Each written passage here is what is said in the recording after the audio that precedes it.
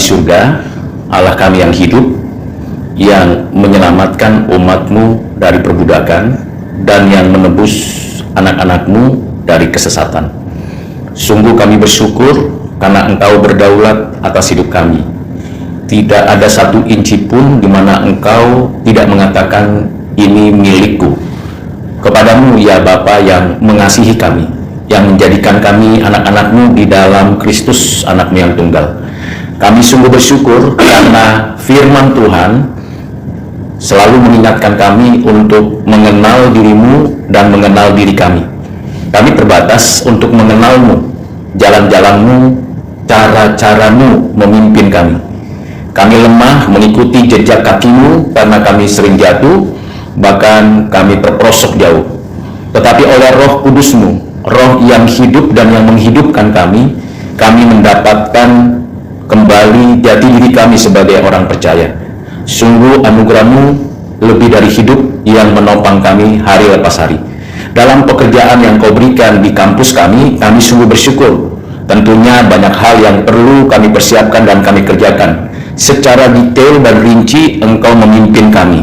Terima kasih Tuhan untuk kepemimpinan yang Tuhan berikan dan penyertaan Tuhan mengerjakan tiap-tiap hal yang kami sudah lakukan dan yang akan kami lakukan. Tidak mudah Tuhan mengikuti semuanya itu, karena tubuh kami lemah, kedagingan kami selalu menarik kami untuk tidak menaati kehendak-Mu, bahkan godaan dan cobaan dari si iblis memberikan kepada kami peluang untuk memberontak kepadamu. Tetapi karena kekuatan dari kasih-Mu, Engkau tarik kami, Engkau bawa kami untuk kembali ke dalam jalan kehendak-Mu. Pagi ini kembali kami mau belajar bersama dari firman-Mu. Kiranya Roh Kudus memberikan pencerahan kepada setiap kami, baik hamba-Mu yang menyampaikan renungan dari firman-Mu maupun kami yang sama-sama mendengarkannya. Pimpin dan sertai kami. Kiranya damai sejahtera Kristus yang melampaui akal itulah yang memenuhi hati kami sekalian. Dalam nama-Mu ya Tuhan Yesus kami sudah berdoa bersyukur. Amin. Bapak Ibu dan Saudara yang kasih dalam Kristus, kita sudah banyak belajar mengenai kekristenan.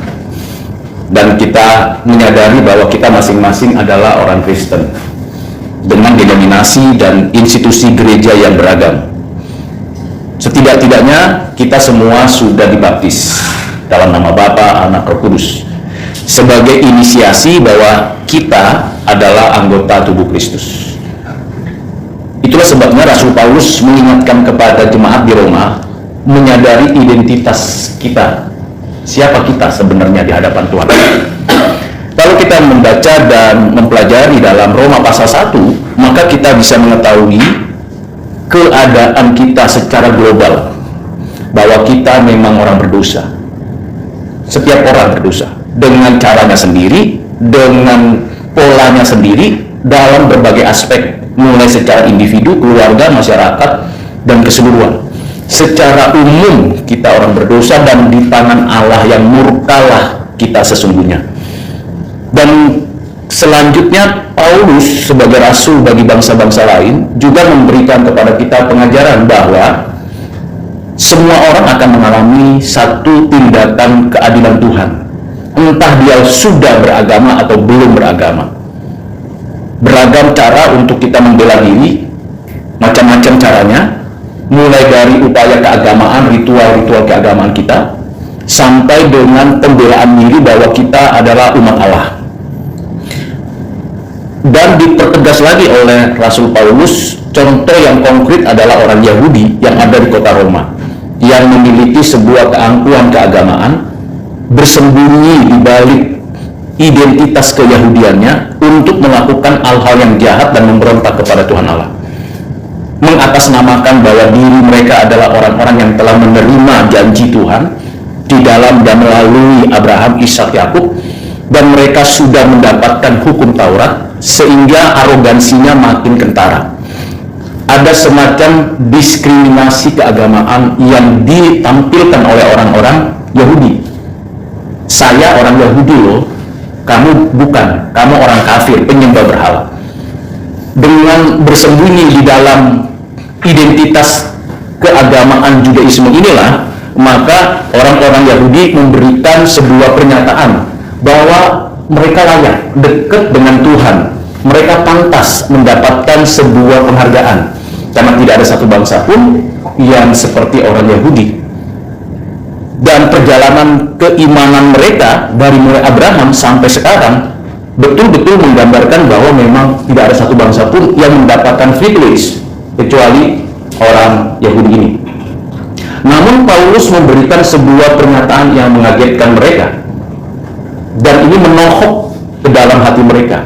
Di dalam Roma pasal 2 ayat 17 dinyatakan Tuhan, jika kamu menyebut dirimu orang Yahudi, berarti ada sebuah pernyataan negasi atas fenomena keagamaan palsu. Jika kamu menyatakan diri orang Yahudi, berarti seharusnya hidup dan kehidupan keagamaanmu benar-benar seturut dengan covenant Allah. Itu sebabnya Tuhan Yesus di dalam khotbahnya di atas bukit dalam Matius pasal 5 ayat yang ke-20 memberikan kepada kita sebuah tempelak yang perlu kita refleksikan. Apa yang dinyatakan Tuhan di dalam Matius 5 ayat 20? Maka aku berkata kepadamu, jika hidup keagamaanmu tidak lebih benar daripada hidup keagamaan ahli-ahli Taurat dan orang-orang Farisi, sesungguhnya kamu tidak akan masuk ke dalam kerajaan surga. Ini suatu tempelak yang tajam, dalam, dan sangat pas sekali dengan orang Yahudi. Jika hidup keagamaanmu, Paulus memikirkan pernyataan itu dan merefleksikannya untuk dirinya, karena dia orang Yahudi, dia dari suku Binyamin, dan dia pernah hidup di dalam kemunafikan dan fanatisme Judaisme. Bahkan dia punya sebuah otoritas merusak, menghancurkan, menganiaya, menyeret orang Kristen dengan kekuatan fisik dan otoritas keagamaan, menyeret ke penjara, menganiaya sampai mati, dan sebagainya. Jadi Paulus pada dirinya sudah punya pengalaman arogansi keagamaan. Bersembunyi di balik itu, apalagi dia murid dari seorang Gamaliel, murid dari kelompok Sanhedrin yang sangat elit di dalam kalangan Judaisme. Dengan demikian, Paulus pada dirinya menyadari memang kami itu orang yang munafik, orang fanatik. Tuhan Yesus dalam khotbahnya di bukit tahu betul isi hati orang Yahudi, orang Farisi, ahli Taurat, tahu betul. Itu sebabnya Tuhan memberikan sebuah kritik yang tajam, analisis yang sangat konkret. Jika hidup keagamaanmu tidak lebih baik, pertanyaannya bagi kita, apakah hidup keagamaan kita sudah lebih baik daripada orang-orang yang non-Kristen? Hidup keagamaan itu di dalam ukuran Taurat paling tidak ada 3 hal dalam ukuran Taurat. Pertama, hidup keagamaan itu berarti kita memiliki sebuah sikap tindakan worship kepada Tuhan. Hubungan kita dengan Tuhan perlu terus-menerus mengalami reformasi supaya terjadi transformasi dalam kehidupan kita. Jadi mengenal Allah mendahului semua pengenalan kita akan diri, orang lain, dan lingkungan kita. Melalui hukum Taurat, orang-orang Israel menyadari kebergantungannya kepada Tuhan. Itu sebabnya ada ketentuan-ketentuan, ritual-ritual yang dilakukan bukan sekedar aktivitas keagamaan, tetapi membawa dia mengenal, oh Tuhan itu kudus, tidak boleh dipermainkan. Oh Tuhan itu suci, tidak boleh sembarangan melakukan ini dan itu. Ini hal penting. Jadi di dalam worship ibadah kita, ini menjadi ukuran apakah kehidupan keagamaan kita sudah lebih baik. Mengapa kita sulit saat teduh? Mengapa sulit kita berdoa? Kenapa sukar kita beribadah bersama di hari yang ditentukan Tuhan untuk ibadah? Mengapa tidak kita sungguh-sungguh mengerjakan ibadah itu? Ingat dan kuduskanlah hari Sabat. 6 hari lamanya engkau bekerja. Betulkah kita 6 hari bekerja? Bukankah kita sudah dikasih 1 hari tidak kerja, tidak ibadah? Karena 5 hari jam kerja. Padahal Tuhan mengendaki 6 hari kerja. Dari sini kita tahu bahwa ada kesalahan fatal di dalam kehidupan kemanusiaan kita dalam beribadah. 6 hari kerja menjadi 5 hari kerja. 1 hari ibadah dari hari ibadah menjadi hari jalan-jalan dan kemana-mana. Bukankah kita sedang dengan sengaja melawan, memberontak kepada Tuhan? Ini perlu kita refleksikan. Hidup keagamaan kita yang kedua seharusnya membangun relasi yang baik dengan diri, dengan sesama. Pengaturan itu ada di dalam hukum Taurat. sudah ditentukan Tuhan, dinyatakan Tuhan di dalam kitab Keluaran, Bilangan, Imamat, dan diulangi lagi dalam kitab Ulangan. Dijabarkan lagi di dalam pembelajaran para nabi untuk orang-orang Israel. Dan Tuhan Yesus datang untuk menggenapi itu, yaitu bagaimana memanusiakan manusia, dirinya sendiri dan orang lain. Bagaimana membangun relasi. Jika hidup keagamaanmu tidak lebih baik, jadi artinya orang-orang ahli Taurat dan orang-orang Farisi betul-betul tidak memiliki suatu hubungan yang baik dengan diri dan sesama. Sehingga ada perumpamaan Tuhan Yesus mengenai orang Samaria yang baik hati itu. Para imam melihat orang yang kecelakaan jelas di depan mata, tidak mau tolong. Bahkan para ahli Taurat bilang, najis, ini bukan etnis saya, ini bukan satu agama dengan saya, ini bukan satu aliran dengan saya tidak mau tolong. Tetapi orang Samaria yang tidak memikirkan ritual keagamaan dan sebagainya, yang menolong. Mengapa? Karena punya konsep Taurat yang benar. Inilah orang yang melaksanakan kehidupan beragama, yang melampaui ritual-ritual keagamaan. Bagaimana dengan kita saat ini sebagai orang Kristen? Jika kamu menyebut dirimu orang Kristen, apa yang kamu lakukan sesamamu? Apa yang kamu lakukan terhadap dirimu? Apakah sungguh-sungguh kita memperlakukan sesama kita seperti yang dikehendaki Tuhan? Mensejahterakan, memanusiakan sesama kita.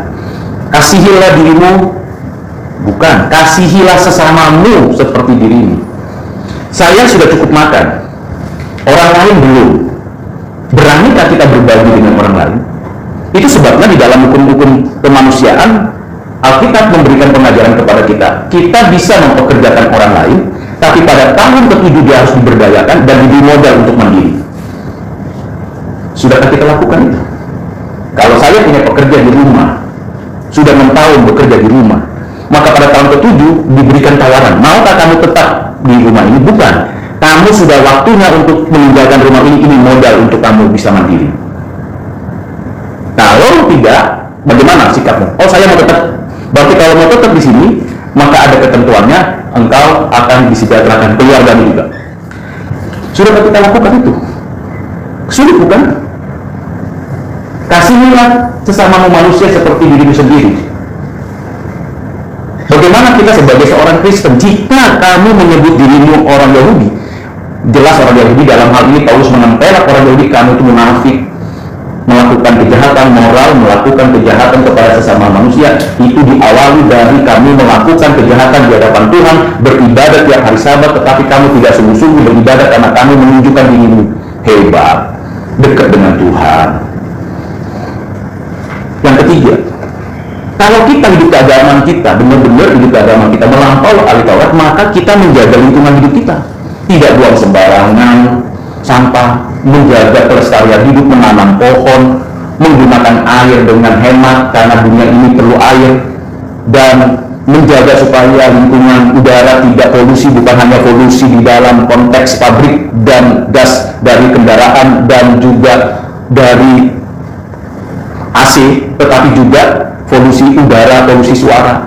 Bagaimana kita bisa mengatakan bahwa saya, kehidupan keagamaan saya lebih baik daripada orang Farisi dan Saduki? Bagaimana kita mengistirahatkan lahan? Itu sebabnya diatur tahun ke-7 lahan di lokasi A istirahat, jangan digarap, dibiarkan hidup, dibiarkan tumbuh, pindahlah ke lahan yang lain. Artinya bahwa kita perlu menjaga keseimbangan dan pelestarian alam. Sayang sekali konteks kondisi sekarang ini sangat menyusahkan, dan memang alam ini semakin lama makin rusak. Jadi sudah diatur Tuhan sesungguhnya, tetapi kenyataannya kita tidak mampu, dan kita hanya mengatakan terima kasih Tuhan, Engkau telah memberikan saya hidup yang baru, telah menebus kami memang tidak sanggup. Seolah-olah dengan pernyataan seperti itu, taken for granted, jadi kita hyper grace. Tuhan sudah menebus saya, Tuhan sudah memilih saya, so suka-suka hatiku lah. Karena Tuhan sudah menebus saya, bukan hanya dosaku lalu saat ini, tapi dosaku akan datang. Bahkan sudah dijamin bahwa saya masuk surga. Sehingga terjadi suatu konsep hyper grace. Kalau begitu, ya sudah, saya aman-aman saja. Mau saya menyembah Tuhan, mau saya membuat orang lain itu sengsara atau bumi ini rusak, no care about that. yang pasti saya sudah diselamatkan. Begitukah? Tidak demikian. Maka orang-orang Yahudi mengatakan, aku sudah disunat loh, tanda bahwa saya terisap dalam komunitas umat Allah. Ini adalah identitas saya. Ibaratnya kalau kita masuk ke sebuah institusional, maka kita punya identitas. Identitas ini menunjukkan bahwa kita bagian dari sini. Persoalannya adalah apakah kita menggunakan identitas ini betul-betul menggunakannya. Contoh, di dalam konteks kebudayaan Batak, ada orang yang sangat tidak senang kalau disebut orang yang tidak beradab. Sangat tidak senang. Sangat terhina kalau dibilang kamu orang yang tidak beradab. Lebih terhina daripada kalau disebut kamu bukan orang Kristen. Tetapi ketika pelaksanaan adat, entah pernikahan, entah kematian diikuti, itu hanya sebagai formalitas keadatan saja untuk menunjukkan saya Batak loh. Tetapi dalam kesehariannya, konstruksi sosial dalam konteks adat tidak dilakukan. Apa itu? Menghormati orang yang lebih tua, mengajak orang yang semarga itu bekerja sama, dan berbelas kasihan kepada orang yang lemah. Itu konstruksi di dalam Daya Naturu. Tetapi itu tidak dilakukan.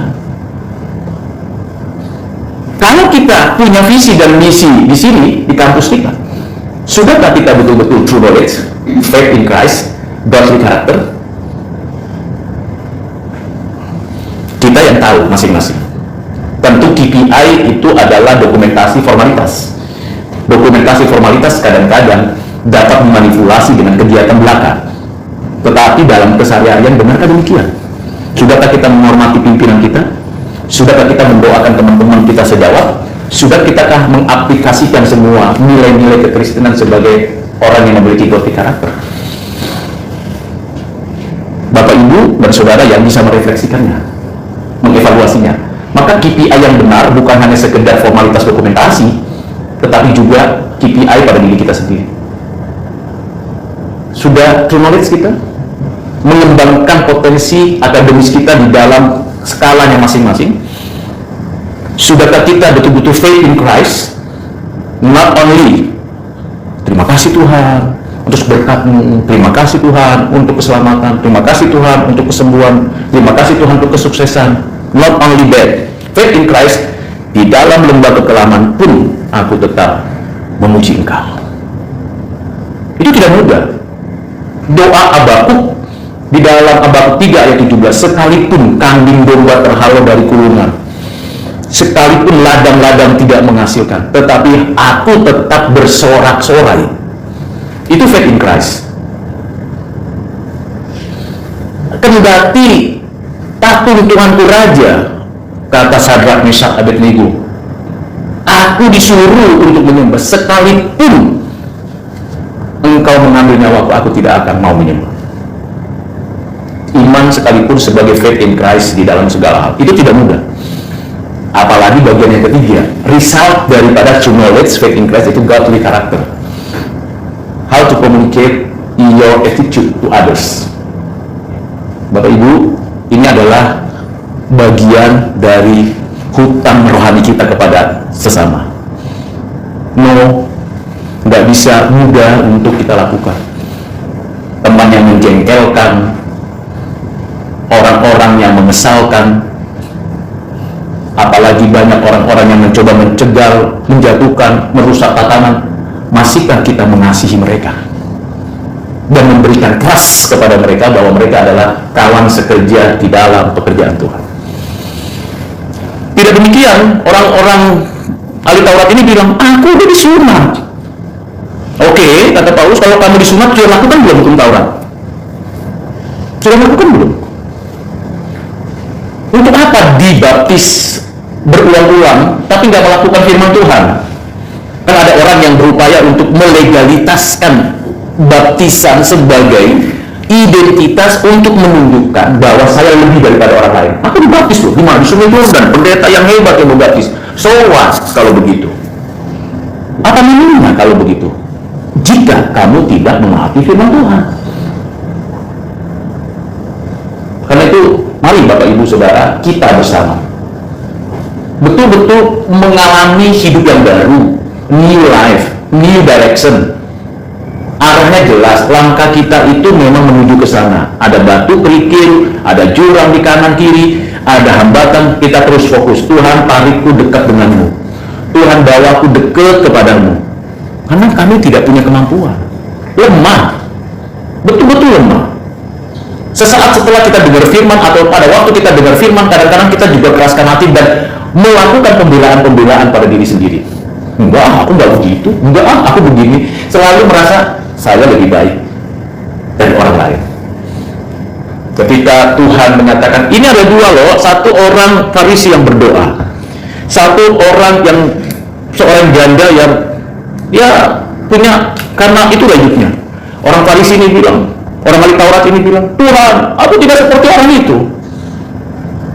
Aku melakukan ini. Dia buat sebuah KPI kepada Tuhan dengan good, excellent. Tuhan, aku ini. Lihat perempuan itu, di belakang itu. Udah perempuan, di belakang duitnya dikit lagi. Itu biasa kan? Udah begitu, lihat perempuan itu. Apa yang diharapkan dari uang satu keping untuk mengelola dari Allah? Aku nggak seperti mereka. I am. Wah, bangga sekali dengan identitasnya. Tapi Tuhan Yesus bilang apa? Enggak, ini nggak terpakai. Orang-orang yang seperti ini, yang berseru dalam namaku, usir setan dalam namaku, bernubuat dalam namaku, bahkan mengajarkan dalam namaku, tetapi orang ini adalah orang munafik fanatik, perbuatannya jahat. Matius 7:21-23. Tapi perempuan ini, aku orang berdosa, aku tidak layak. Inilah yang diperkenan Tuhan. Apa yang diajarkan oleh Tuhan Yesus direfleksikan oleh Paulus di dalam Roma pasal 2 ayat 25-29 ini. Bahwa kalau kita benar orang Kristen, mari kita bersama-sama untuk melakukan kehendak Tuhan. Mari kita berjuang bersama, saling mengingatkan bukan saling menjatuhkan. Saling mendoakan bukan saling mendengki. Saling bersama-sama berjuang mencapai apa yang Tuhan kehendaki, bukan sama-sama saling mencegah dan menjatuhkan. Tidak demikian. Ada teman, ada saudara, ada orang yang kelihatannya sudah menuju kepada sesuatu kesalahan, kita tarik dengan lembut. Seperti Tuhan menarik kita kembali kepadanya. Lemah lembut suara Tuhan memanggil kita. Kenapa Tuhan memanggil kita dengan lembut? Kita manggilnya keras. Aneh ya, kita kadang-kadang lebih Tuhan daripada Tuhan, lebih jauh daripada orang Yahudi. Orang Kristen itu kadang-kadang seperti itu loh. Oh, dia bukan reform, nggak sealiran dengan kita, beda. Kok begitu? Oh, dia bukan satu gereja dengan saya, jadi saya nggak mau ikut-ikutan. Kok begitu? Biar saja hamba Tuhan yang doakan. Kenapa kamu ikut-ikutan? Memang begitu kan? Jawabannya tentu tidak. Jika demikian, maka orang yang tak bersunat tetapi yang melakukan hukum Taurat akan menghakimi kamu. Di dalam ayat 27. Kita sudah lahir baru? Kita sudah dibaptis? Kalau kita menaati Tuhan pasti gak arogan. Percayalah Bapak Ibu. Kalau saudara dan saya semuanya, tiap-tiap kita menaati Tuhan dengan ikhlas, tidak akan punya waktu, tidak akan punya waktu untuk menghakimi orang. Tidak ada punya waktu untuk menjatuhkan orang. Waktunya adalah untuk berbagi dan melayani. Mudah-mudahan sekali lagi kita introspeksi diri masing-masing. Misalnya saja kita tahu dalam kapasitas saya sebagai dosen, saya tahu persis paling tidak materi ajar apa yang saya sampaikan, assessment bagaimana yang harus saya berikan, dan perlakuan apa yang saya harus kerjakan kepada tiap-tiap individu mahasiswa. Maka bukan hanya kemampuan kompetensi materi dengan kemampuan intelektual, penjelasan-penjelasan saja, bukan dengan kompetensi administrasi pendidikan saja yang saya harus bisa olah, kelas dan sebagainya, tapi kemampuan hati untuk mengasihi mereka, mendoakan mereka, mengajak mereka mengenal Tuhan, bukan mengajak mereka dapat grade A. Itu perjuangan iman. Bagaimana dengan Bapak Ibu di tempat ini, di departemen masing-masing? Mengerjakannya dengan serius. Dan kita bersyukur, sekalipun kita jatuh bangun, ya kan, sekalipun kita banyak kekurangan, banyak keterbatasan, Tuhan masih pelihara kita. Oke, Rudi, kamu punya kekurangan ini, perbaiki ya. Nah, waktu diberikan peringatan itu dalam hati oleh Roh Kudus dan melalui atasan kah, teman kah, saudara atau siapapun, kita bilang, enggak, aku baik kok, agak baik itu. Kita bilang, ya, aku mau perbaiki Tuhan. Sehingga kita punya fighting spirit. Ketika kita ditegur, berarti kita masih dikasihi. Ketika kita sudah dicuekin, dibiarkan, berarti belum ada harapan lagi untuk maju. Begitu ya Bapak Ibu ya. Kiranya Tuhan menolong kita untuk menikmati identitas kita sebagai Kristen, tidak berlaku munafik, tidak bersifat fanatik, tapi realistis, ikut Tuhan dari hati, perkataan dan perbuatan. Integritasnya mulai dari diri kita, supaya kita hidup keagamaan kita tidak seperti ahli-ahli Taurat, tapi meningkat, dan akhirnya Tuhan berkata, Rudi cukup, besok pulang ke rumah Bapak. Tuhan memberkati kita. Mari kita berdoa.